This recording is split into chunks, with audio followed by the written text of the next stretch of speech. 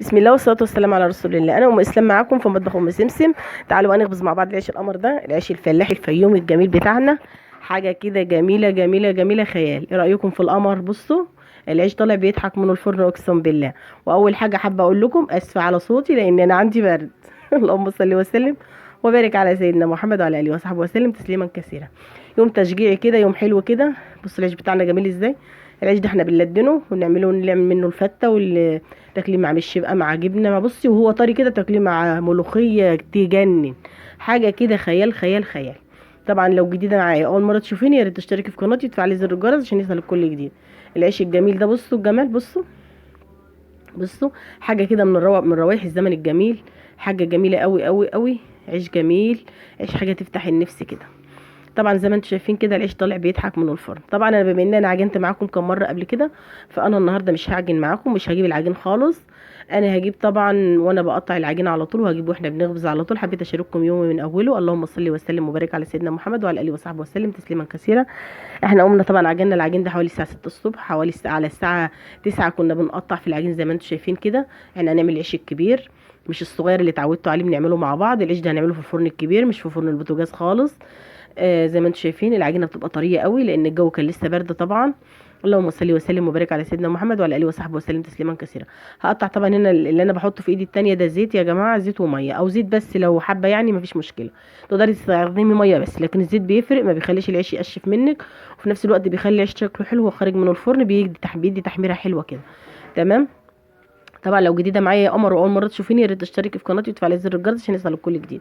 طبعا انا بقطع في صواني زي ما انتم شايفين، والصواني دي انا حاطه عليها نخاله اللي هي الرده اللي بتخرج من القمح. والعجين ده على فكره عاملاه من دقيق برضو المدعم اللي هو بتاع الفرن اللي بيجي ببطاقه التموين. وده على دقيق قمح. تمام، يعني ده مع دقيق قمح، القمح اللي احنا بنغسله ونطحنه بتاعنا، القمح الفلاحي بتاعنا اللي احنا كلنا عارفينه. زي ما انتم شايفين كده اهو.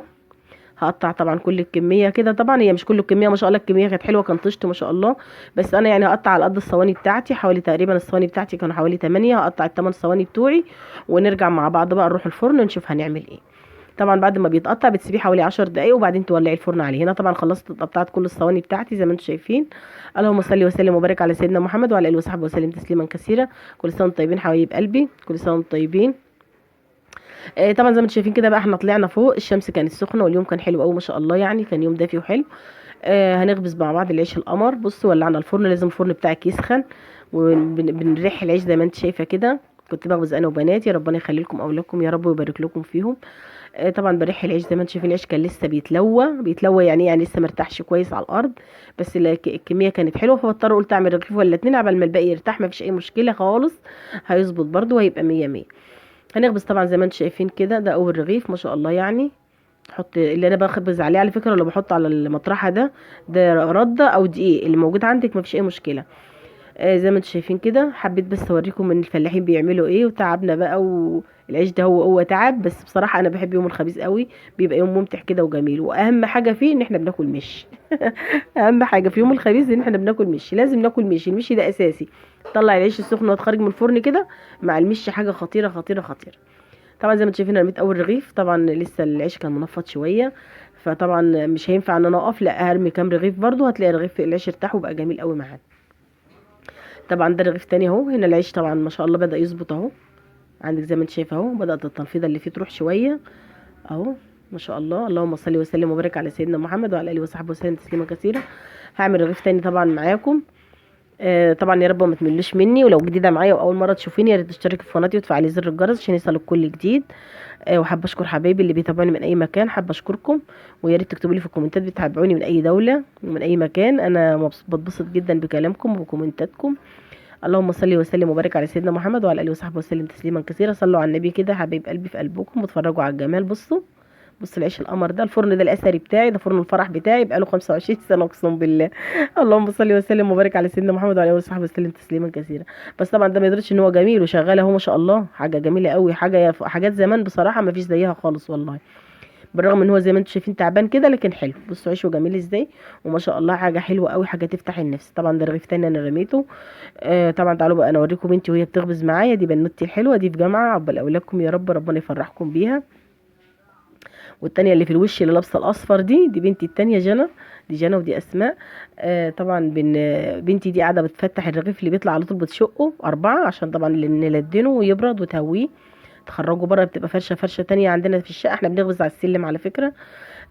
بتمسك بنتي بقى تاخد العيش اللي يخرج على طول وهو سخن، تفتحه وتنزله تحت وتجيب لنا بقى الصواني، وبنتي دي بتوسع لي، وربنا يا رب يخلي لكم اولادكم. طبعا هي بتعمل نص توسيعه كده وتديني، وانا بكمل بقى وبرمي في الفرن تمام كده. طبعا الحمد لله بنتي دي بتقعد قدام الفرن وبتعمل، ودي بتعمل، بس طبعا انا بسعف اكتر، فاهمه؟ بما ان كميه العيش بتبقى كبيره، فبضطر ان انا اللي اقعد قدام الفرن عشان انا اسعف، يعني انا باخد، يعني انا بعمل اسرع منهم، فاهمين المعنى؟ زي ما انتم شايفين كده العيش ما شاء الله كان جميل قوي، وكان بيقب، وكان حلو قوي قوي، الله اكبر يعني. ايه رايكم في الجمال؟ احلى عيش هتاكليه من العيش التحفه ده. اتمنى كل اللي بيتابعوني يدوقوا العيش القمر ده. دي بنتي برضو زي ما بقولك. بصوا السلم تحت اهو، احنا بنخبز على السلم زي ما انتم شايفين، على الصدفه بتاعه الفرن بتاعه العماره بتاعتنا، او بتاعه السلم بتاعنا. اللهم صل وسلم وبارك على سيدنا محمد وعلى اله وصحبه وسلم تسليما كثيرا زي ما انتم شايفين. وده العيش القمر بتاعنا. ايه رايكم في الجمال؟ حاجه جميله جدا، حاجه تحفه كده. بصوا كان بيقب كله، كان جميل قوي. يلا يا حبايب قلبي، قولوا لي بقى بتتابعوني من اي مكان، ولو لسه ما اشتركتوش في قناتي يلا بسرعه انزلي اشتركي واكتبي لي كومنت حلو كده من عندك. اللهم صل وسلم وبارك على سيدنا محمد وعلى اله وصحبه وسلم تسليما كثيرا. وده كان عيشنا، وده كان يومنا. يا رب ما تكونوش مليتوا مني، ويا رب اكون ضيفه خفيفه على قلبكم. يلا حبايب قلبي، ربنا يحسن ما بين ايدينكم. اترككم في رعايه الله وامنه، والسلام عليكم ورحمه الله وبركاته.